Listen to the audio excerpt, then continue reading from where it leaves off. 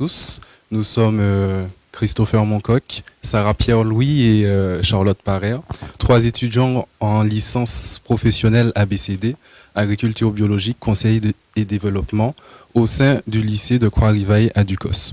Donc dans ce lycée, nous pratiquons une formation en alternance qui a pour but de nous apprendre à développer l'agriculture biologique et à apporter des conseils au sein des agriculteurs.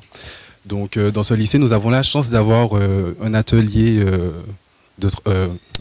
donc une exploitation agricole qui est elle aussi en agriculture biologique, donc qui va compléter notre formation et qui va aussi livrer la cantine en produits AB et en produits sains et locaux.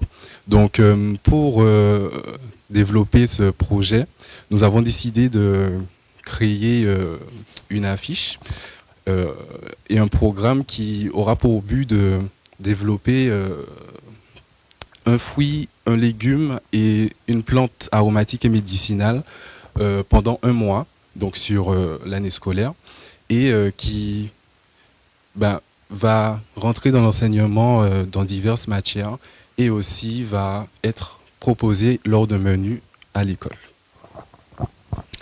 Donc nous avons choisi d'intégrer ce dispositif au sein des établissements scolaires car au cours de nos études, nous avons un projet où nous mettons en place la loi Egalim au sein de la cantine du LECTA, donc ce projet s'y prêtait bien. Donc la loi Egalim, qu'est-ce que c'est? Donc c'est une loi qui prévoit de valoriser les produits locaux et donc les produits durables, notamment issus de l'agriculture biologique, et aussi les produits des régions ultra-périphériques comme la Martinique. Donc nous avons mis en place donc ce programme qui permettra, comme on l'a dit, donc de valoriser les produits locaux. Donc certains produits sont mal connus et peu consommés des jeunes. Et en fait, pour pallier à ce constat, nous avons décidé de les valoriser culinairement et aussi sous différentes déclinaisons au sein des matières, des enseignements pédagogiques. Ensuite, nous avons aussi pris en compte les programmes scolaires afin de limiter l'impact que pourrait avoir ce programme dans le déroulé en fait des enseignements des professeurs et donc pour favoriser aussi l'intégration de ce dispositif. Après, nous insistons toutefois sur le caractère facultatif de ce programme. Donc, on ne veut pas obliger les enseignants à le mettre en place. C'est en fonction de leur volonté. Et donc, ils peuvent y participer soit partiellement, soit totalement ou pas du tout, en fonction de leur affinité avec ce projet. Donc, pour mettre en place ce dispositif, l'idée serait que l'équipe pédagogique et de restauration scolaire mette en place un calendrier avec un fruit, un légume et une plante par mois. Ils pourraient choisir d'en valoriser qu'un seul ou de valoriser les 3. Nous en avons proposé un exemple ici qui prend en compte la saisonnalité des produits en s'appuyant sur le pôle agro-ressources et de recherche de Martinique. Et donc, par exemple, pour le mois d'avril, la mangue, la patate douce et le bois d'Inde seraient valorisés.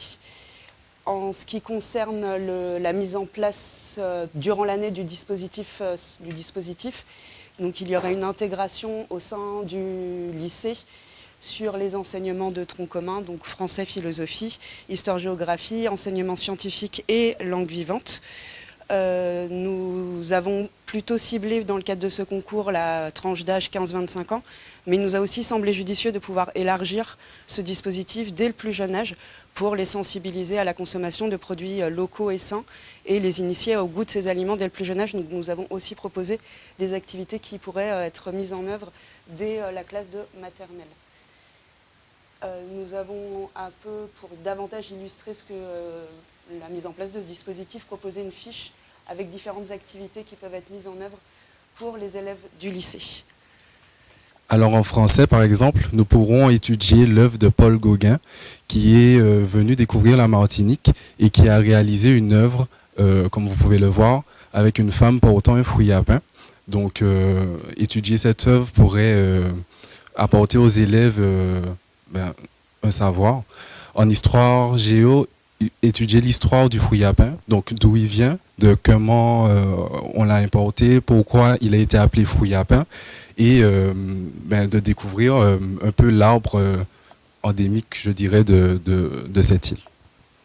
Donc pour l'enseignement scientifique, par rapport, donc, comme on l'a dit, au programme scolaire, on pourra s'axer sur l'organisation, le fonctionnement et le cycle de la plante et de l'arbre. Ensuite, aborder les questions de l'hygiène alimentaire et de la santé avec notamment les propriétés médicinales, par exemple des feuilles et du fruit à pain, et aussi aller plus loin sur, par exemple, la composition nutritionnelle du fruit à pain. Pour ce qui est des langues, nous avons choisi de s'appuyer sur l'anglais. Donc là, ça pourrait être un travail autour du vocabulaire sur cet arbre. Et sinon aussi étudier des vidéos. Donc il y a une courte vidéo qui présente en anglais notamment comment le cuisiner, comment le cueillir, etc. Et donc il pourrait être associé à des questions de compréhension en langue anglaise, ou alors s'appuyer sur un film un petit peu plus long qui s'appuie sur la mutinerie du Bounty et qui prend en compte notamment l'importation du fruit à pain. Pour ce qui est de la cantine, il pourrait y avoir un atelier de préparation avec différentes recettes, donc que ce soit des boulettes de fruits à pain, des chips de fruits à pain, voire même des crêpes à partir de farine de fruits à pain. Et enfin, déguster ces préparations et avoir des discussions sur les différentes textures, sur les différents goûts de ces préparations. Merci pour votre écoute.